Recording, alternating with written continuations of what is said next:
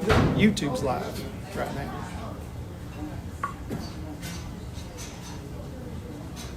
Two, one. Okay, welcome everybody to episode 5 of the Full Court Press. I'm Chris Trusty. I'm being joined tonight by two absolute legends, in my opinion. One of the 16th region's best officials in football, basketball, baseball, volleyball, 22nd year in the business, Davey Anderson. And also, I look over here, this guy who I call my godfather, Sam Sparks, led the Lady Lawrence County Bulldogs to the state Final Four, was an NFHS State Coach of the Year for the Lawrence County Bulldogs, and he's got a really interesting story to tell about when he played at Lawrence County and played the Morgan County Cougars, and he got to have an encounter with our mascot named Layla. So you're going to make sure you tell people about your interactions with Layla, but to be quite honest with you guys, I really look forward to this show for a variety of reasons. One, two of the best people I know in Davey Anderson, the stories that he's going to be able to share with you guys and talk about tonight. Not only is it going to be touching, but also informative. And the wisdom, everything I pretty much know about athletics comes from this guy right here, and Sam Sparks. And as a coach, he's been a tremendous mentor and one of the most respected coaches and athletic administrators in the state of Kentucky. Davey, Sam, welcome to the show. Thanks for coming on. Thanks, Chris. Looking forward to this, and with Cynthia and I have been able to watch a few of your episodes, and we're just excited that we're able to be a small part of it. And me personally, to be able to share it with Dave just makes it even better. So we're looking forward to this. Yeah, Chris, thanks for having me again. Came out a couple years ago, did a little pregame with you last year in football, so appreciate you having me again. You might break the record on the most appearances on the show with me, Davey. But I want to start off and get right to it, Davey. You're in a battle right now. I want to talk about that a little bit and an update. Not only are you back to officiating, but your bout and your journey in battling the bile duct cancer. Give us an update. Yeah, I appreciate you asking. Things are going really well. Keep battling the scans, the blood test, everything's good. We're almost normal as of a couple of weeks ago. Right. I'm going to keep taking treatments all next year. Thankfully, this medicine doesn't tear me up too bad. Right. I've got all my strength back, and so everything's going very well. And I appreciate all the prayers and everybody that's reached out and how well we've been able to battle this and take it on. It's not easy, as you know. Sam can attest to this, the outpouring of support that you've had in the 16th region and beyond, Eastern Kentucky, all of Kentucky supporting you. It's been great. We had the support with my family, when my wife and her journey with breast cancer last year, and you were right there, and we've been right there for you. So we've really talked a lot about the friendships that we made. Sam, you can attest, that's what this business is all about. It really is, and not only the 15th region or 16th, but Dave has done a lot of work in his real job with the bank there in Louisa, and his name's mentioned a lot around the local area there. The thoughts and prayers for him in his battle. And it's great to see him. I haven't seen David in a while. He looks great, and I hope that his care and the treatments continue to do well, because the world's a better place when you get to deal with people like Davey on and off the floor. Because that's what it's all about at the end of the day. I saw him at the regional baseball tournament. David, you was probably at your lowest weight doing that tournament. I remember that, and you put it all back on. You look great. I was actually up 20 pounds. Oh, gosh. That's how bad. My pants was my belt was cinched all the way over, everything. So I was actually up 20 pounds. But now, yes, I'm full weight, hit the weights hard all summer.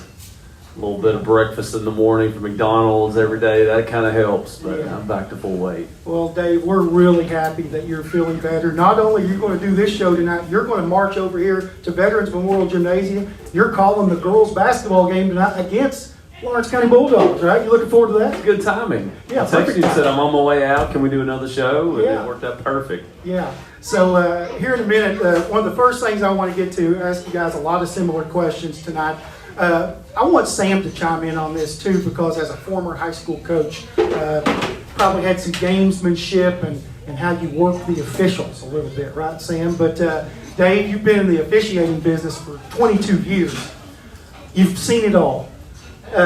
Is there a moment where you look up and people say, Davey, you suck, man, that was a terrible call? So does that still go on? How do you let that roll off your shoulders, and what's that been like when you hear that? Because you probably heard me say that a time or two. The front row, they give you their opinion. I've turned around, looked at you, and I said, what we got? Yeah. But you're right, and it comes with age and experience, and you get to a point where you know that people they're not mad. They really care about their team, and you can't take it. They're in the moment. You can't take stuff personally, and that really helps as you age and get over them things. Yes.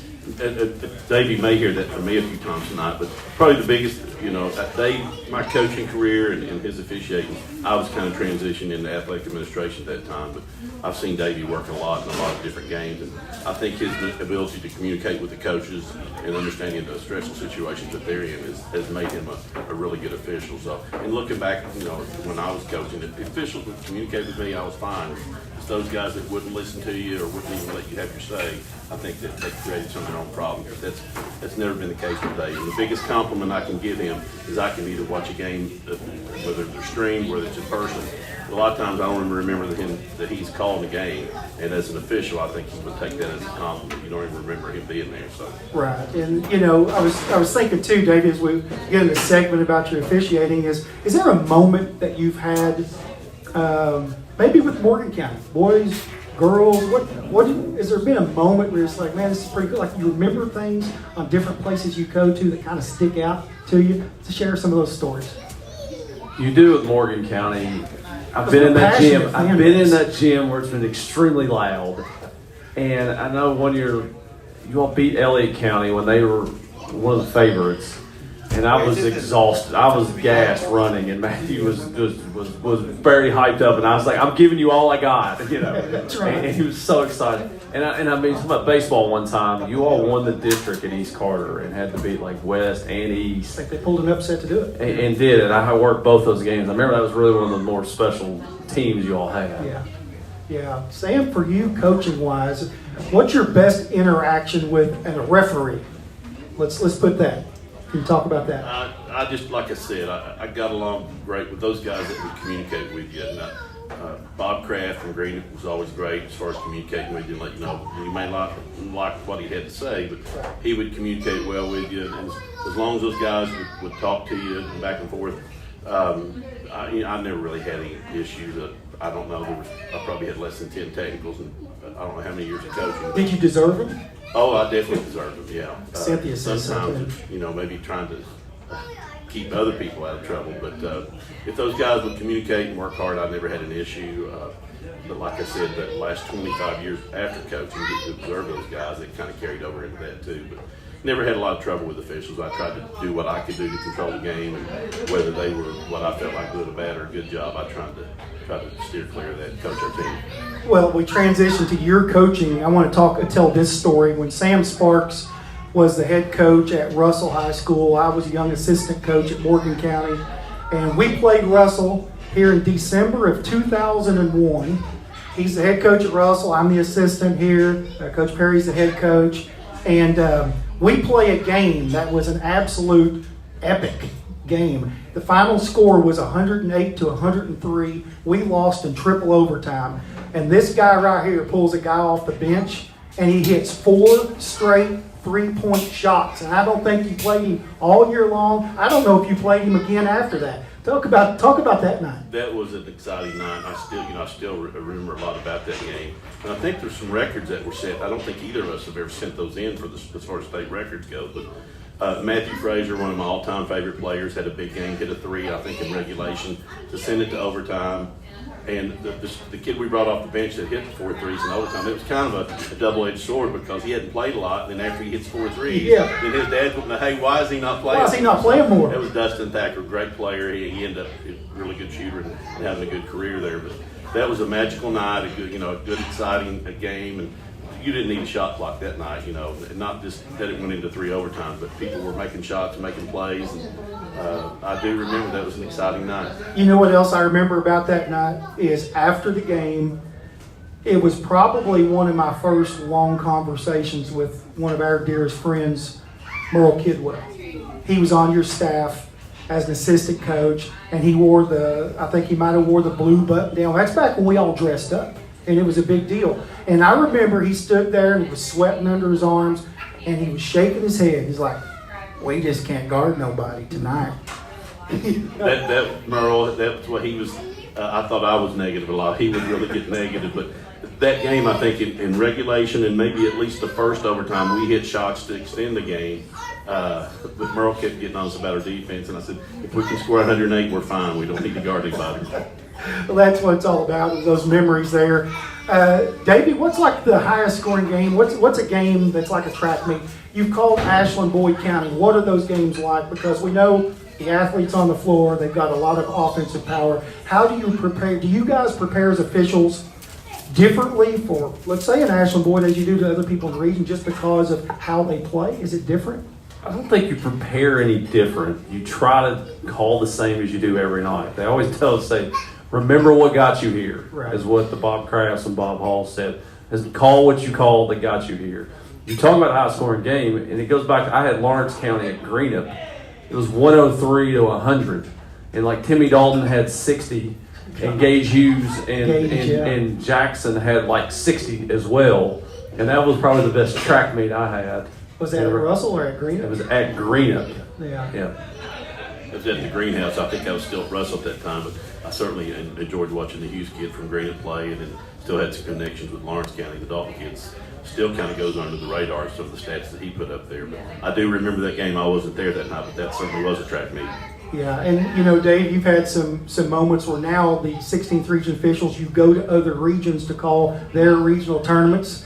You've been to the 15th region. You talk, Keith Henry's kind of the ambassador, my show guest last time, my first cousin. What's it like going to the 15th? And also, you've been in the 14th region. I know you had a big game Wolfe County was involved with a couple of years ago, and it was just a wild time. Talk a little bit about those environments. That is really fun, switching. And we do it in football and we do it in basketball. It's really fun to go in these other gyms, other regions.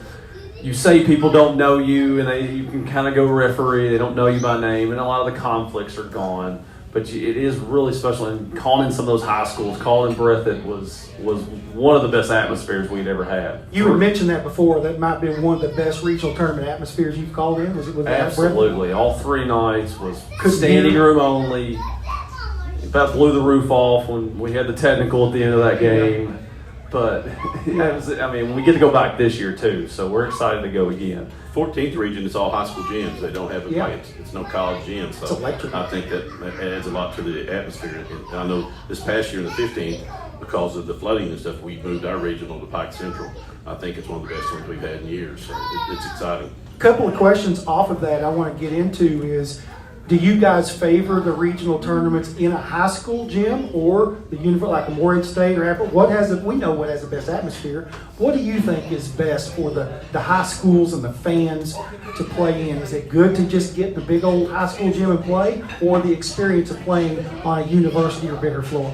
I'll let Dave, I'll defer to him, and then I'll tell you what I feel about it. Okay. I'll tell you, officiating-wise, we like the universities because of the space. Okay. Because we have more space to work on the longer floor, the deeper floors. The cheerleaders are not in your way. So as referees, we like the space. But I could see why those high schools and the atmosphere. You're playing on what you played in all year long. Loud and hot. I agree, and I talked to Nathan Sutton a lot. He now is back into coaching, the big time referee. But he always liked working at the expo. You had a lot, not just on the ends, but on the sidelines. The fans weren't on top of you. You had a lot of room to work. And it's probably a lot safer for everybody involved. But after seeing that regional tournament again last year at Pike Central, and Nathan worked in that game, it was an exciting atmosphere every night. It's louder. And looking back at our days at the 16, I think the travel's kind of what got everybody from the northern side of the region having to travel to Morehead when we had gyms on the eastern or the northern side that either Greenup or Boyd, plenty big enough to host it. But I can see pros and cons. Of course, player safety, official safety, I can understand the bigger gyms, but excitement, atmosphere, high school gyms are hard to beat. Well, let me ask you this, though. On the administrative side of things, it becomes financial. Because as an athletic administrator, you're always having to think about all of your sports and that revenue sharing that you get at the regional tournaments. You want as many people there as possible. But now we have streaming and people's paying. Where are we going to see ourselves? Because we love the streaming. Is it hurting the attendance and the money, or is it helping? I think it hurts. I've always said that. There'll be a lot of grandmothers, grandfathers, aunts and uncles that live in Arizona that like to see Parker Trustee play. But at the end of the day, you can get on some of these feeds, regular season feeds, when Ashland Boyd or Johnson Central and Martin County have played, and there's 700 or 800 people that are watching those streams. There has to be some kind of, in my opinion, some kind of paywall or something to help offset some of that cost. If not, because the KHSA does it with the I guess the NFHS network, and you have to pay to watch that, so they generate some there. We know the state tournament attendance has went down over the years. Well, and plus the referees keep charging more to refs, so we've got to find money to pay them. Yeah, these guys get paid, millions of dollars over here, right, Davey? Not these high school officials. No, there's no commas in our checks. How often do you go back as an official and watch a live stream of a game? Every night. Every night. And that part has been very helpful in getting better and trying to help officials get better. That 10 years ago when they said every game will be streamed, I didn't believe it at the time. We used to exchange VHS tapes or DVDs. Now we can look immediately when that game's over and see if we missed that call and we're on the way home and it's clipped. But I think that training-wise, it has really helped us. I know Huddle Football was out when I started. It really helped me get better. Get back to, and I was joking about the pay for refs. Ref pay and arbiter pay was just coming in as I was retiring. I can't imagine not having to worry about having refs sign checks and get them printed. Now you just push a button, it goes into your account. And as officials, you have to love that too. Officials who don't work at the bank really like it. That's right. My check's in every day, but yes, it is very handy. The way you keep track of it now, tax wise, get 1099. It's. I just missed that. I can't imagine how easy the AD job is now. I tell those guys, y'all got it made now. So do you get on Chris Trusty's YouTube and watch the games I've got on there and do some critiquing? Yes. All right. Yes. Get the plug. Get on Chris Trusty too on YouTube, right? I have every school saved. I know where to go. Yes. Yeah, I had a lot of people, and that's one of the reasons I do it too. I had a lot of people say, thanks for streaming this game, because my mom and dad can't come to a lot of the away games or things. They want to watch Parker play, and these people that can't make it out, people live across the country.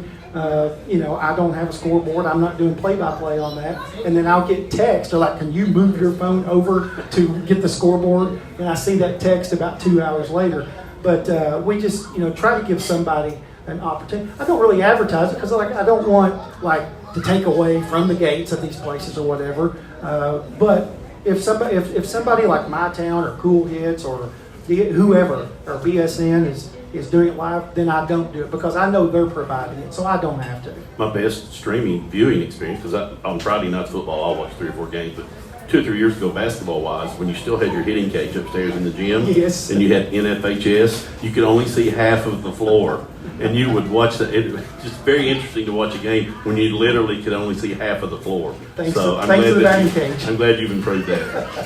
I really did appreciate the streaming though last year. When I was sick, one of the things that helped get me through was I was in the hospital watching games and kind of going nuts because the year before I was in the Rupp Arena. Right. And at least that kind of helped me. It was one of them wheels to get back.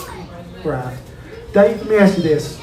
I'm going back and forth here. I think, for people watching on YouTube, Facebook, here at the restaurant, what's the hardest call to make in high school basketball today, in your opinion? The hardest call, everybody wants to say block charge. You could be, as long as you're consistent on that. Right. I think a lot of times when we have an action where a offensive player initiates the contact, and you have to judge whether they created that foul or the defense was legal. I think we have a lot of times, who do you penalize for that or don't penalize for that? What do you think, Sam? I'm just as hoping, a coach, I'm hoping we have a large tonight. But I know the crew he's working with, they were very experienced, Davey, Field, and Roy. We won't have a large. But the only, I'm sure the block charge is hard to call. The biggest thing is I've got 3 or 4 of our best softball players that play basketball. I need to make sure Davey takes care of them tonight. A couple of them been out with concussions, and I'll give him the numbers before we leave here. But with the crew that's calling them out, they'll not have a problem. Hey, out-of-region teams feel safe. We played Prestonsburg last week, and they shot 40 free throws on our home floor. So you're good. I think we'll be okay. Yeah, you'll be in good shape. Right. I think for fans, it's the over the back because there's technically no such thing as over the back. And you hear these people yell at you, Davey, that's terrible. She's over the back. What do you do? She's got to push her in the back to get over the back. just because somebody out-jumped somebody and there's a little bit of contact on the way up, you shouldn't penalize somebody for being more athletic. So when is contact with the body a foul and just It displaces them enough where they can't get the rebound. Okay. Do you let a defender touch an offensive player as long as they're not guiding them, or do you have no touch? Absolutely. Let it touch. Yes, as long as you're not disrupting the rhythm, balance, or speed, we're okay. You don't want them to leave the hand on it, but if the touching's part of the game. I'll tell you a funny story from this weekend. We played Boyle County on Friday night, and they have a basketball player named Seneca Driver, who's one of the top tight ends in the United States. He's got 40 Division I offers. He's 6'7", 225 pounds, 4-star athlete. And our player is Grayson Hampton, 6'4", 215 pounds. And Grayson, after the game, says, he just put his arm on my shoulder and he walked me like a dog. And he said, I felt like I was getting walked like a dog around. He just took me wherever he wanted to. And he wasn't saying it like the ref should have called a foul, but just how physical he was, because in those games you're going to have some contact. Not all contact is a foul, right? Not a foul. Not a foul. Not illegal contact. Sometimes you just have movement where somebody can just move somebody without trying to displace them. Yeah. I think that's the biggest difference you're seeing in Lexington's men's team now is when they get Quaintance back. Is, he displaces people. Not on, he just does, and Right. he's going to make a big difference in what they're able to do down there. Size and presence alone makes a big Yes, difference in the yes. game. Davey, you got a girls' game tonight. Is it harder to call girls boys when you're flipping back and forth night to night? It's a little different. Different. Because we're a little more physical in the boys. They do play through some stuff that we try to let them play through. And sometimes that's a disadvantage to girls because they can't, and maybe we try to let them, Yeah. and then it ends up in a loose ball, jump ball, situation. Maybe we should have had you're thinking, oh, maybe I should have had a whistle on that, but plays moved on. Right, and sometimes it's a scrum, and it's just a train wreck, and we've got balls going everywhere, people's diving on the floor, everybody thinks they're getting killed, but, it's just different. Don't let them, tonight protect 41 and 33. Don't let them push and shove and bully those girls around. So, Hey. girls is different to call, I understand that. He sounds just like Philip Haywood told Keith Henry once. Keith told the same story. He says pregame he's got Belfry, and Coach Haywood comes out and says, Keith, my defensive ends are really fast. They're really fast. They can get downhill. Now, if they can't get in the backfield tonight, that's because they're being held. So he would tell him, the referee, before the game, hey, these guys are already holding my 4-star defensive ends. Sam, I want you to tell the story about playing for Lawrence County High School. You come to Morgan County. You're playing the Cougars, and we have a live mascot, a real cougar named Layla. Tell the story of what you experienced that night. Really, to set the stage for that, other than the Blaine Elementary gym, your gym, the old gym downtown with the balcony, is my all-time favorite gym of anywhere in the world. Love that place. Every year when I come over to the Sorghum Festival, I say I'm going to go in there. I don't know what kind of shape it's in now, but I say I'm going to go in there and look around. I haven't. I need to do that before somebody makes a bad decision and tears it down. But this was 78 or 79. I was a high school player at Lawrence County High School. The gentleman, I think he was a veterinarian in town, would bring Layla to the games on a leash, and would be on the stage was on one end. He would be up on the stage with Layla. I was taking the basketball out of bounds on the stage end. I had no idea Layla was declawed. Didn't even know that Layla was close to me. But all of a sudden, I feel a big tap on my shoulder, and I looked around, and this cougar's got a pawed at me on my shoulder. I'm a 17-year-old kid from Blaine, Kentucky, and I don't know if they had anything called the pins at that time for people that use the bathrooms on themselves. But at that time, I wish I would have had one because I thought I was dead. But that's a searing memory in my mind of Layla making contact with me down there, and I just lost it.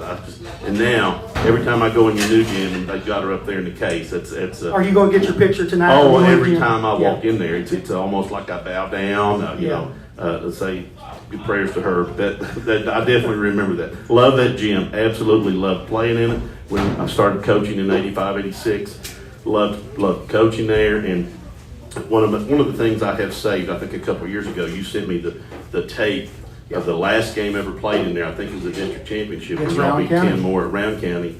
And they showed one of your custodians who was a super fan. I can't watch that without I get very emotional just talking about it. But That's high school basketball. Absolutely. Games played in there, mascots gnawing on people, and that's a great memory. You know, in that gym over here, you had people like my dad who would get the folding chairs and set them down in the corner with Dr. Bellamy and Gary Elam, Parker May, and a lot of the townspeople, you know, like in the movie Hoosiers, and they would eat peanuts. Of course, the shells would go on the floor, and then they would smoke their cigarettes. And that gym, I still have the smell of what our gym, it was smoke filled. Everybody just sitting there smoking lung darts left and right.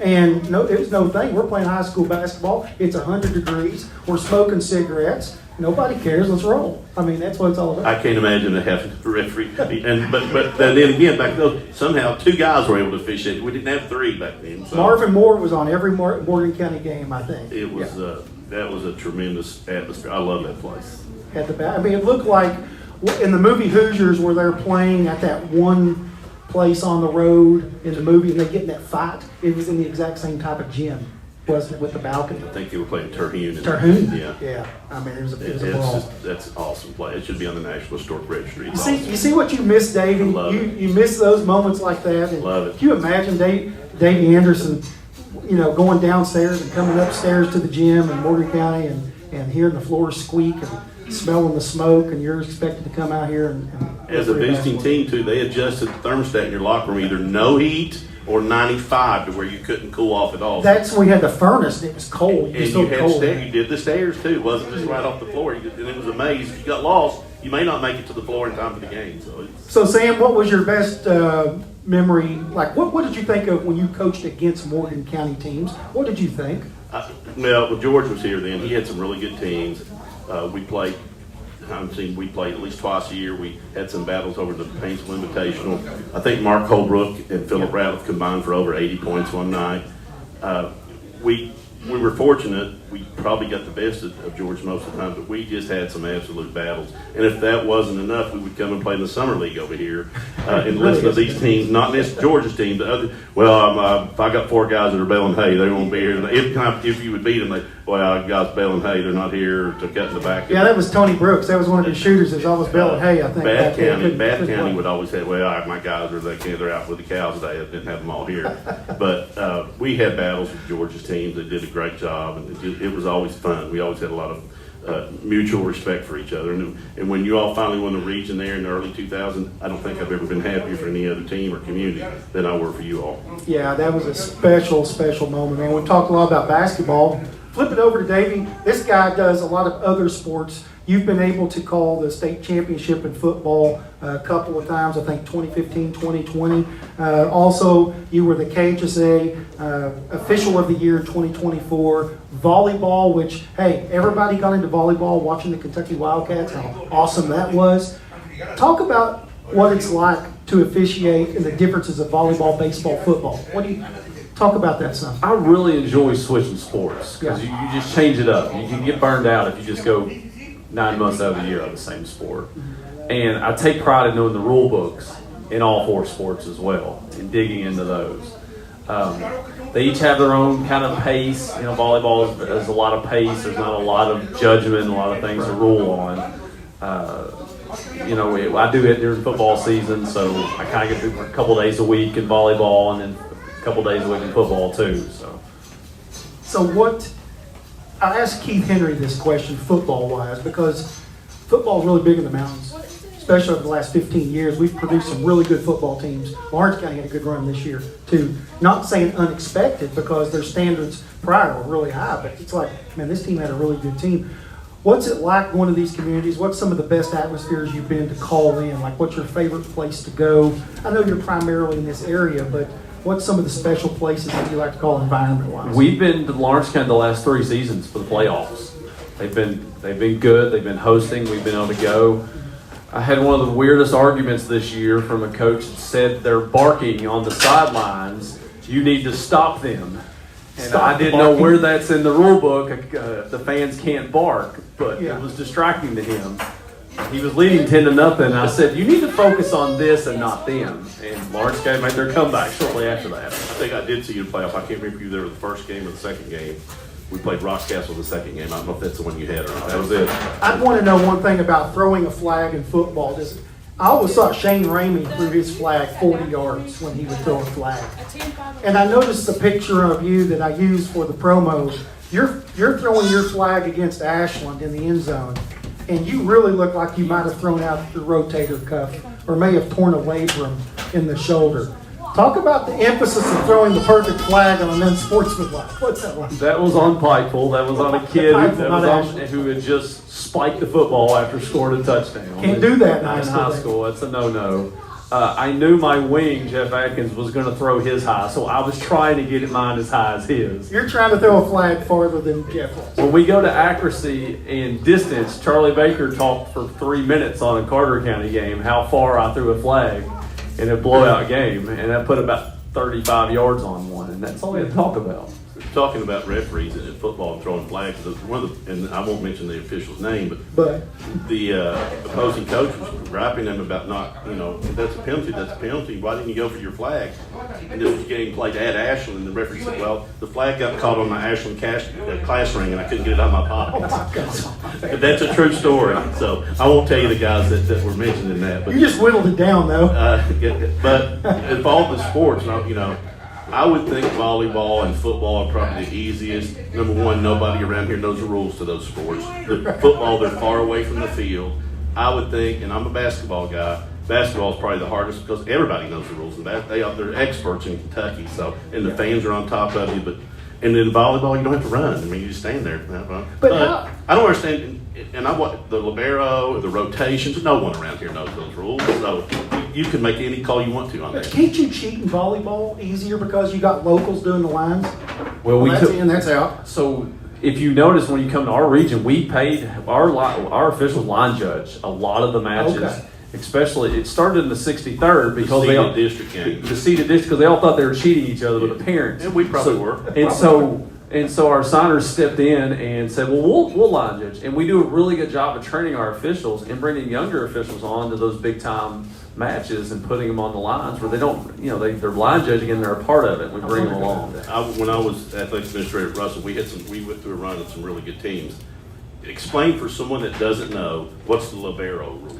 Yes. In your softball terms, she's like a flex. Okay, I don't really know. I've coached the whole year like that. Speaking about a flex in softball, I'm a baseball guy. It's a DH in our world. But she's a defensive specialist that can play in the back row, and she doesn't count towards your substitutions. You're only allowed 18 subs in volleyball, and she can come in and out and only play the back row, and it doesn't count towards that 18. Can she stay in the whole time? Yes, she can. The way she'll have to rotate out and then rotate back in for somebody. Is her jersey color different for the officials to be able yes, to track because that? she can't be above the tackle line, setting the ball or attacking the ball at all. So that's why she's designated Can differently. she play on the front row? No, she cannot rotate up there. But once serves happen, Okay. she can be anywhere. She just can't attack or set. So is the liberos, that kind of safe to say they're pretty athletic? Very athletic. They're usually shorter. They're quick. They're the defensive specialists for a reason. Okay, You want to coach volleyball. After we get off here, I need you to explain the flex rule to me. Even though we, Yeah, this guy's in the state final four. And I you don't need know that too. Come on now, listen to me. I asked Sam. I remember when you were in Lexington, you had just won the big game. You had a girl that hit a 3-run home run bomb. that's number 41 tonight. She doesn't need to get hurt. I love that. That's the best right there. But Sam, I saw the Lawrence County bus at Rafferty's. And we were in Lexington. I said, Christy, we're going over here. I know Sam's over here. And I came in, I gave Cynthia a hug and you a hug. I was so excited for you. And I said, congratulations. And you looked right at me and said, I just make out the lineups. You're giving the credit to your assistant coaches and your players. And that's one thing that's always special about you, Sam, was, you just always were a great leader, but you always praised everybody else for getting you there and dragging you across that winning finish line. I love that. Well, and that's really the way I feel. I managed that team last year. I didn't do a lot of X and O coaching with them or in any team that I've been involved. I try to manage them, try to get them into situations that we can be successful with, try to control all the things that we can control, whether that's officials or travel or whatever. But players got to make plays. You can do things in the wintertime or whatever to try to develop them. But when the season starts and you start playing, all you can do is manage them and hopefully you get them into situations where some of that prior training can take effect. Did that fuel your fire to coach, or was your your fuel kind of fired before you got into coaching? Well, when I thought I retired in 17 and moved home to Blaine and built a house, I was sitting on my porch one day, and Kenny Horn was our softball coach at that time, and he stopped by just to visit, and I made the mistake of saying, hey, if you ever need any help, let me know. Well, here we are 9 years later. Kenny's retired. He's moved off and lives in Lexington, and then Cynthia was teaching at Wisdom Middle School at the time and made a really good connection to some of those girls who are now players. So it's just been, and being in a home school, Lawrence County, home community, great support.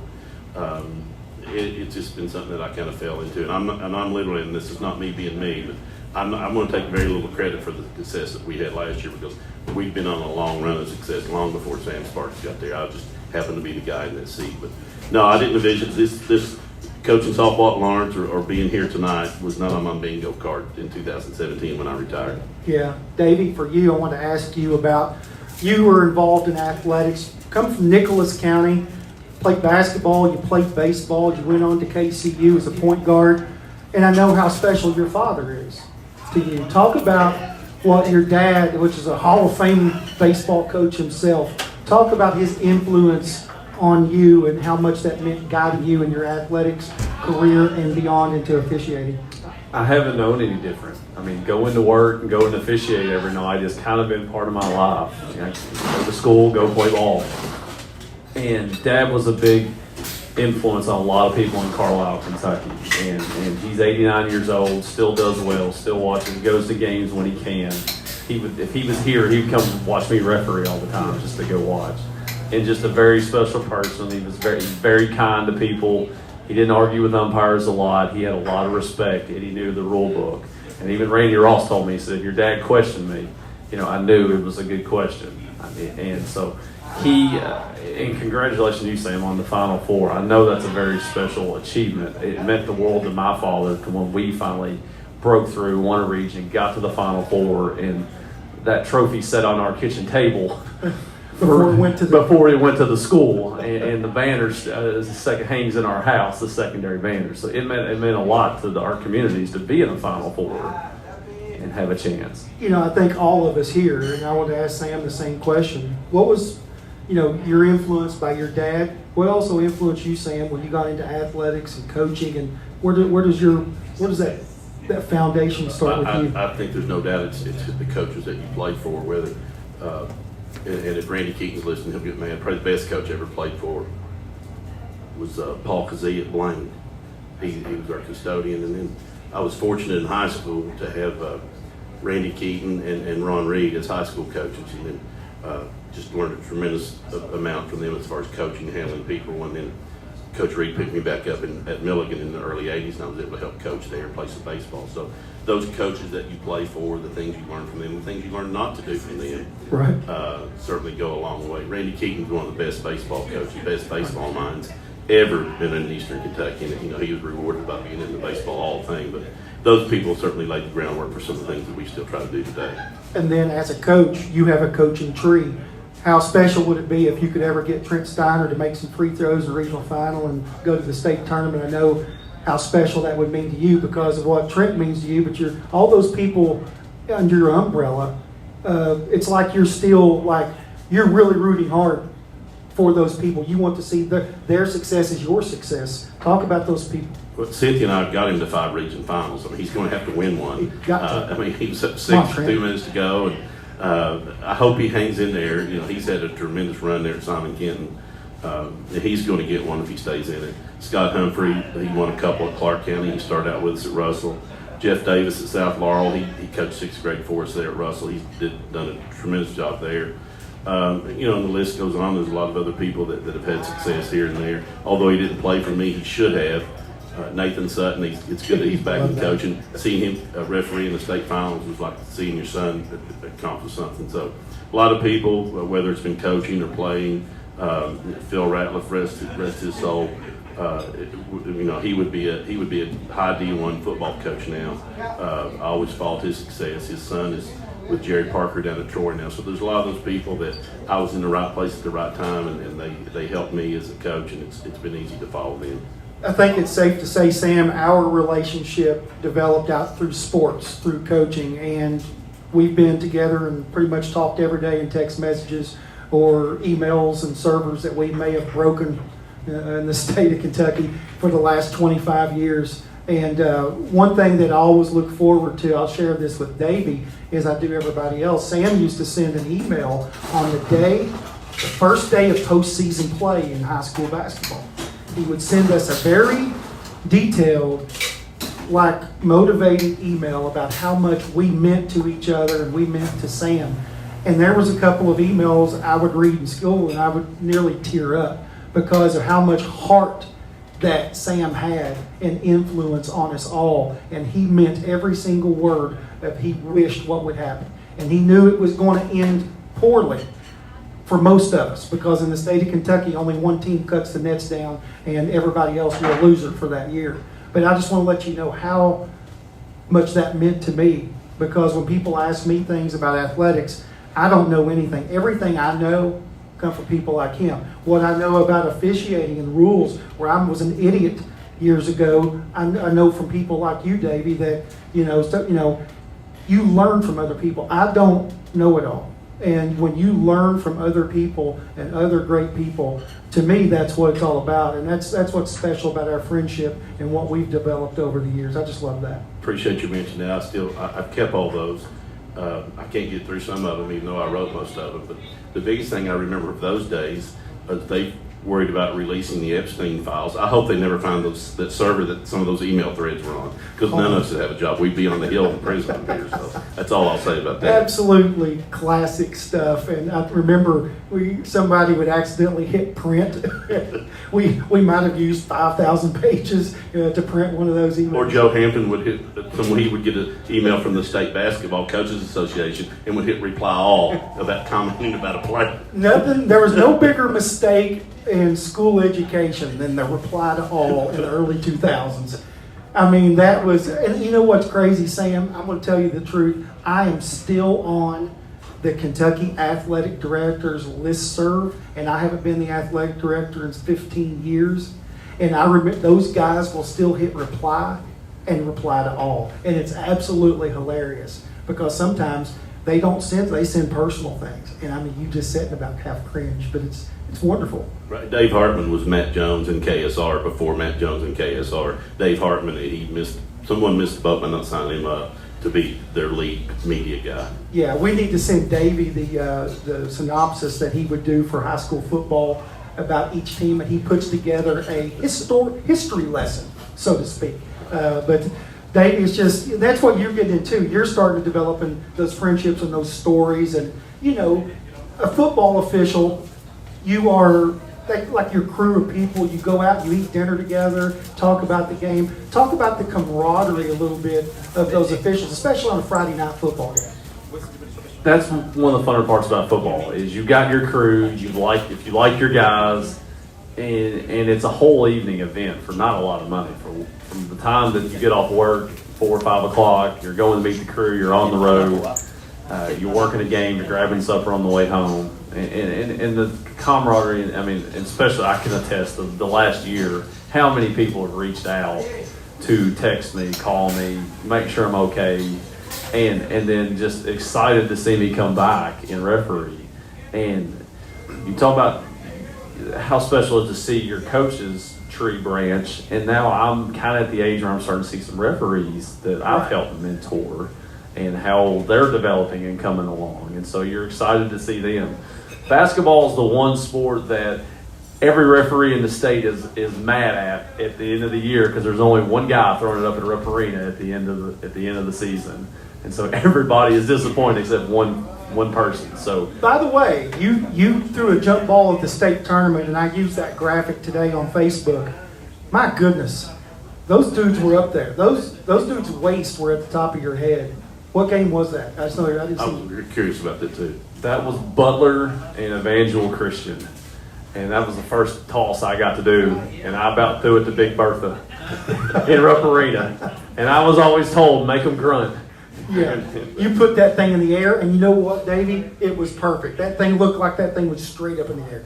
You had to have been proud at that moment. Like, daggone, that's a great toss. You have to have that picture in your office. It has to be. I have that photo. Yeah. That's on today's Facebook promo. Yeah. So I've worked a lot of years, went to a lot of Sweet 16s. my father went to 69 straight of them. You know, he took me as a kid. I'd probably been going since 90, and to finally hit the floor, him be there. Was you nervous the first time, Dave, to be honest? What was it like hitting Rupp Arena as an official? They say don't look up. When you hit the floor, don't look up. You know, and I'm a little jealous of the guys when Rupp Arena was packed and there was 20,000 people there. LaRue County and Clay County. And now there's like 10,000. But I wasn't nervous. I was anxious. I got booed by 10,000 people, and I thought it was awesome because I got a call right. But hey, we got to make fun a little bit here. We got to make fun because we used to go to the state tournament. We would have a Friday breakfast where our guys, our LXG guys, would get together in the Hyatt lobby. We would have breakfast, and one of the things that we would make fun of, if Sam remembers this, are the three officials with their carts rolling, The and roller suits, packs. the roller packs, and you knew those were the three officials for that noon game. We'd be sitting there and having breakfast there, and they would be coming over. I don't know what was the hill. I don't know what it was. Radisson. The Radisson. They'd be walking over, pulling the roller back, and looking down over. And we would know those were the guys. And they had that look about Oh, them too, they like, did. you know I'm big time. They were so proud.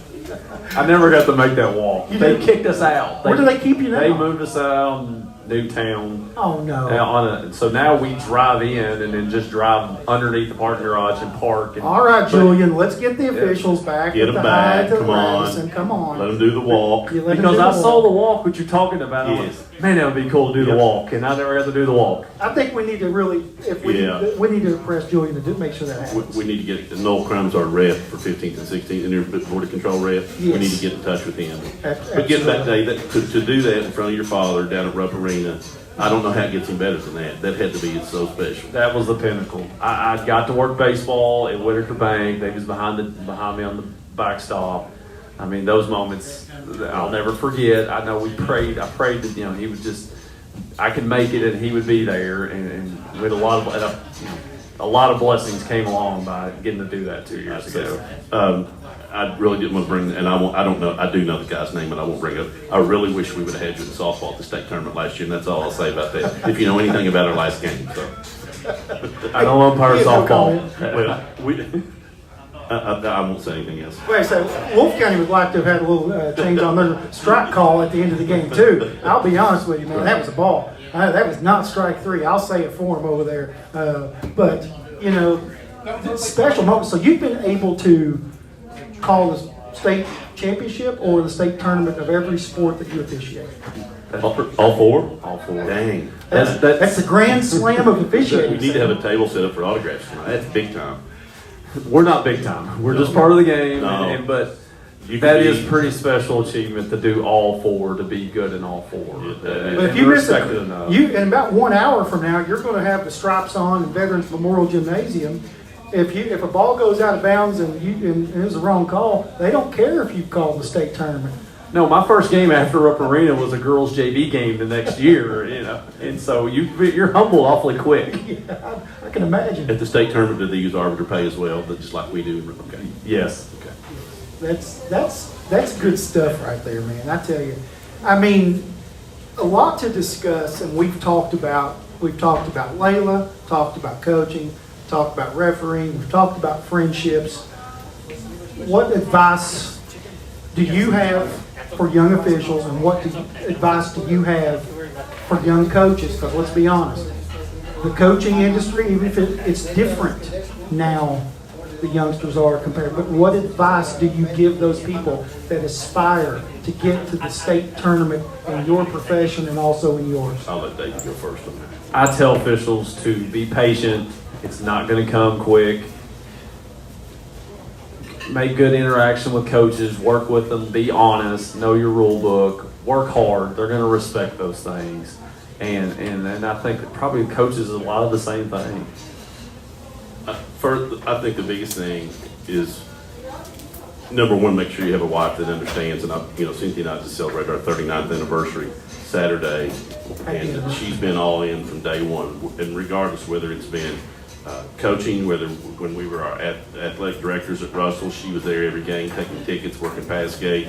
And now that we're doing softball at Lawrence, she's the bookkeeper. So she's been all in all along the way. Our kids have been all in, and finding a good support group that your family supports you regardless of what you're doing. Unfortunately, we lost her father 20-some years ago, or Davey Anderson, I'm sure would have known him because he would get a piece of a referee or an umpire every now and Get a then. piece. But just having family support at home, knowing that in I think 88 or 89, we got upset in the district tournament, the best team probably I ever coached at Lawrence, Phil Pratt's senior year. I go home, my son's a year and a half old, but she reminded me quick it was my turn to get up with the baby that night. So, but she's been all in from day one. I've been very lucky. I think officiating the same one. You better have somebody that understands. You know, from an athletic administrator's position, you as an athletic director, and I was an athletic director, and the things that I learned comes from Sam Sparks. And one was try to be first class, do things the right way.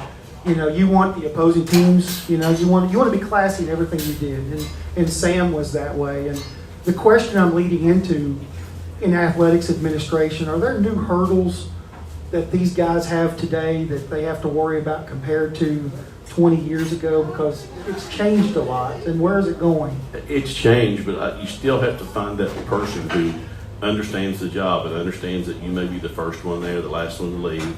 A lot of those people certainly are still in the coaching mode, but I don't know how much it has changed. People think kids have changed. I don't think they've changed any more so than when you played or I played. Social media's made a few changes, maybe the pressures of society a little bit, but when we had moms and dads in the 70s, 80s, pressure was putting food on the table, right, stuff like that. So, you just gotta, when you take a job, you gotta be dedicated to it, whether it's banking, whether it's officiating, whether it's administrator, coach. I think some of those values we may have kind of got lost along the way, but it's an ebb and flow. Hopefully we can get some of those back. What was it like for you when your daughter played sports, Sam? What was it like for you separating the coach, the dad, the fan?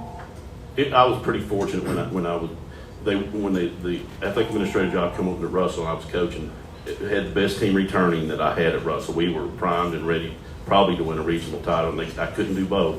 I hated to get the coaching end of it, but I was fortunate I had my daughter who was just starting to get really involved in the high-level competition in softball and basketball. And I was pretty lucky, heck, I was getting paid to go watch her play on the road and at home. Right. The biggest thing I did, and I try to tell other parents, is I distanced myself literally and figuratively as far as I could away from the field or the floor. If we were playing, I would try to get in the top row. If we were on a softball field, I would get in the outfield. So that, number one, if I wanted to say something, it would be to myself. If I wanted to say something to an umpire, it would be to myself or a coach. So I kind of took a step back. I loved watching her compete, loved watching my son compete in the activities he was in, but I kind of would distance myself literally from that venue or whatever, and never really talked about it on the way home or whatever, and just kind of let her find her own way. And she was fortunate. She was super successful, particularly in softball. And my son was successful in the music field, but I got involved, but I didn't get involved. We didn't take it home a lot. I don't think Cynthia can tell you. We probably had less than 5 arguments or 5 discussions at home over what she was involved in. Now, our biggest gripes were trying to get her to wear shoes rather than flip-flops in the wintertime and stuff like that. So I was fortunate. I was invested, but I didn't go overboard. And Davey, you're going to get to that. Your son's 2 years old, right? I get a chance to do this the second half of my career. Yeah. I can sit back. Or what type of parent are you going to be? I'm going to be taking that the guy? same role model as him. I've said that even now I can't sit amongst them because of the comments. I have a hard time in Rupp Arena amongst people yelling stuff they don't know or rules they don't know. Right. So I know when it's my own kid, I'm going to be at the top of the gym or the outfield. And Ashley can just sit closer and be that mom supportive. And I think that's one thing I've learned is through Parker's play is I don't home coach him. I don't coach him at home. You don't get that. His coaches are his coaches. You got to separate that. One of the things that helped me realize that when Samantha was probably 5th or 6th grade playing middle school basketball, I had the old VHS recorder with the tape in there, and I was Yes. taping it, taping her game. We go home, we put it in the VCR, hit play, and Cynthia said, "Who's this idiot that keeps yelling stuff?" She said, "That's you, Sam."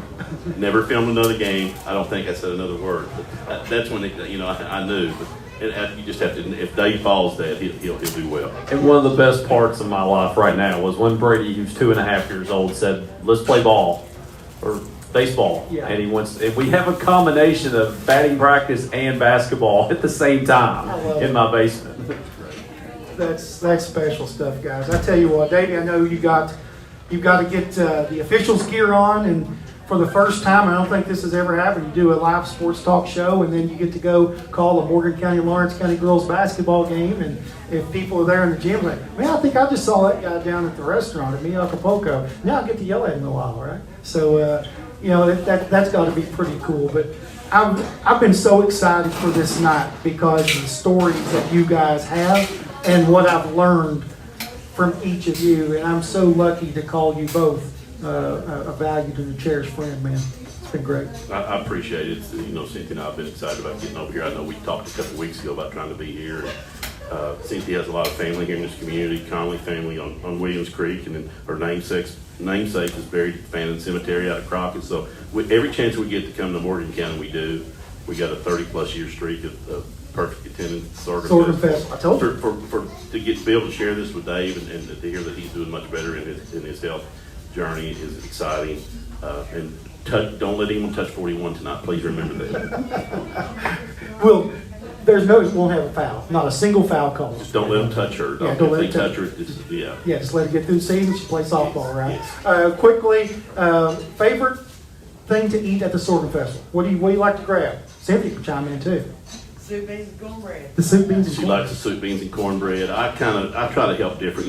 The fish sandwiches some year. I go to the quarterback club some year, but I just kind of mix it up every year. I like to spread it around. I don't like to stay with one group, and then I'll buy some lemonade off Greg every now and then too. That's right. He's racking up over there with the lemonade, right? Yes. Davey, for you got to come to the Sorghum Festival, man. You got to bring your family down, get involved. We may throw him in the parade, put him on a mower or something, or a unicycle. Get him to come and call the Sorghum Bowl. You still have that. Yeah. Football, really. Have you called the Sorghum Bowl? One time years ago at the old one, we got the old. So you've stadium. only called one Sorghum Bowl. You got to fix that, Yes. Chris. We're going to fix You gotta that. fix that. Yeah. I go where I'm told. We'll get some out-of-region team that we know we can There beat. you go. And we get Davey up here, There you get go. him some jug of sorghum, Sure. hook him up. Cougars win by 70, right? We won a state championship in 05 and then the finals in 06 at Russell. The happiest I've ever seen Coach Ivan McGlones when we played in the Sorghum Bowl and they gave him a quarter sorghum. He was over the moon. That was awesome. You know what? And that was some of our best football teams Yeah. against Russell. Yeah. We had Russell tied up. We played him 2 years in a row. Good game. Good game, man. That team went on to win the state championship. Well, guys, thank you so much. I've got to give a plug to our sponsors. First of all, thanks to Me Acapulco Restaurant for allowing us. This is the third year we've been able to come here and have this show, and it's just been tremendous. So please, you get a chance, 606-743-1316. Call it in. The West Liberty Special is really good. And I also like the wings here. So get a chance to come to Me Acapulco Restaurant. Also, Bank of the Mountains, West Liberty Veterinary Clinic, UK St. Clair, Vicky Oldfield, Paragon Partners Real Estate, and Commercial Bank. I want to read these off because I really want to plug my sponsors because they've been with me all of these years. First of all, Bank of the Mountains, as the area's only family-owned bank, Bank of the Mountains is proud to be your local bank for more than 50 years. We reinvest local dollars to help the communities we serve grow stronger. Our commitment to putting you and the communities we serve first. Stop in our offices today or visit online at botm.bank. Member FDIC, Equal Opportunity Employer, and this banker knows all about that stuff, right? Banker's hours. No banker's hours. No banker's the hours? owners has banker hours. Oh, okay. But that is great. You have a local bank, locally owned, and supports your community. And I hope people appreciate that with local banks who support their community. Yes, and you guys do the same in your area without our banks. I just want to mention another one too, Commercial Bank. From opening your first savings account to purchasing your dream home, Commercial Bank is with you every step of the way, proudly serving our friends and neighbors in West Liberty for over 100 years. Commercial Bank, where friendliness prevails, and just like all other banks, member FDIC, equal Housing lender. I gotta say equal opportunity, I think, lender or whatever. Vicky Oldfield, Paragon Partners Real Estate, former principal of Morgan County High School, and also first female to go to the state tournament in tennis for Morgan County High School was Vicky Oldfield. You know who the first person to ever win a regional tournament match was in Morgan County history? The tennis. In tennis, I'm gonna say it's one of Cynthia's relatives. Probably. I don't know who it was. my sister. Oh, okay, your sister. My sister. Bless her heart. I understand. So that means a lot to me also, and what a program we've had. And when they started together, playing tennis for Morgan County, the Herman Spears and Sandy Pelfrey. It means a lot. But Vicki, she's killing it right now. She says if you need help buying or selling a home, be sure to call Vicki Pelfrey Ofield, a lifelong resident of Eastern Kentucky. She knows the market and is always available to take your calls or texts. She takes pride in making sure her clients are given the respect and attention needed to help them in one of life's most important decisions. Look her up on Facebook or call 606-477-0836. UK St. Clair, they are proud to be expanding access to healthcare in northeastern Kentucky with new services like endocrinology, plastic and reconstructive surgery, and orthopedic spine care. UK St. Clair is putting the community's health and well-being first. Advanced medicine, trusted care with UK St. Clair. And last but not least, West Liberty Vet Clinic, an absolute gem in the state of Kentucky. Dr. David Fugit and his team, I just went over there today to get my Millie's allergy pills that she needs from kicking her ears all night. But in West Liberty Veterinary Clinic, they've been serving the hills of East Kentucky since 1963, and they brought Dr. Bill Holbrook, Layla, that took a swipe at this guy back in 1980 in Morgan County Gymnasium. They are pleased to accept small animal walk-in appointments or call anytime to schedule small animal surgeries or appointments for large animals. We look forward to serving our community by helping your furry family members. 743-3776, westlibertyvetclinic.com. Also, one of the best Twitter followers is Doc Grassy Creek. That is Dr. David Fugit. He has the absolute best stories, and he is a future guest on this show. You don't want to miss Doc Grassy Creek because nobody makes them like that guy. What a tremendous treasure we have in David Fugit. But guys, this has been special. Really appreciate it, Chris. Like I said, we've been looking forward to this a long time, and to get to do it with Davey and share some stories with him, and then get a chance to go watch him work tonight. This has been a great evening. All right, Davey, you need to start stretching, man. Go get that massage gun warmed up. That's right. Loosen them hammies. But yeah, thanks for having me again. Thanks for Sam come doing it with me. He was one of the ADs that when I started and took care of us, and little stuff like that means a lot. And when you're on your way up, there's always people you look to at gymnasium. You familiarize yourself with people, and like I said, he was one of the best that we was able to work for. Well, you're two of the best people that I've ever met in my professional career. You mean a lot to me, both of you. My godfather right here, and Sam and Davey, how close we have become over the years too. And I want everybody here in the restaurant I know is going to be supporting you in your fight with the bile duct cancer. You are absolutely, you're getting it. You've come. It's just been tremendous to watch you and your journey and the support you've had, and it's been reciprocal. You guys to our end as well, and that's what this business is all about, are the friendships we make. Got relationships, and I think it's a good example of that tonight. Thank you very much. I appreciate it. All right, for Chris Trusty, Sam Sparks, Davey Anderson, we got to get Davey up at the gym so he can call a basketball game. This has been a really special show. I'm really proud that now we can go back and we can watch this and talk about these stories and how we've connected over the years. Thank you guys. Thanks for all my sponsors, people at the restaurant, and until next time, so long, everybody. Take care, 41.